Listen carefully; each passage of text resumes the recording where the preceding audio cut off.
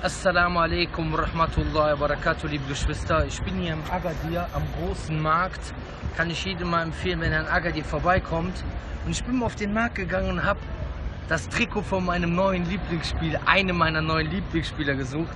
Weil ich habe es in Deutschland überall gesucht, ich habe es nicht gefunden. Aber hier habe ich es jetzt gefunden, Alhamdulillah. Mesut Özil, FC Arsenal und die Nummer 11. Wie 11 Rakats im Tarawih-Gebet. Denkt dran, das könnt ihr auch außerhalb des Ramadans beten. Immer 2 Rakats Taslim, 2 Rakats Taslim und dann am Ende 1 Rakat Witr. Okay, das nur mal so nebenbei.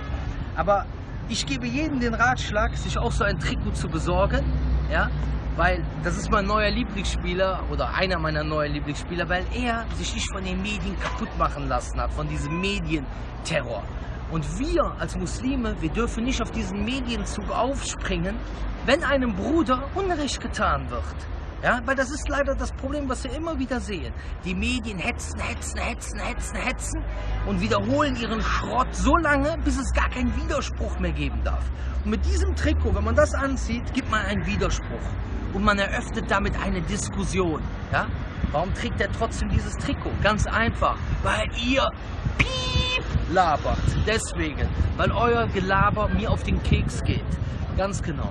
Und weil wir noch etwas anderes damit ausdrücken, innamal mu'minuna ikhwa. Wahrlich, die Gläubigen sind Geschwister. Und Mesut Özil ist einer unserer muslimischen Geschwister. Assalamu alaikum wa rahmatullahi wa barakatuh.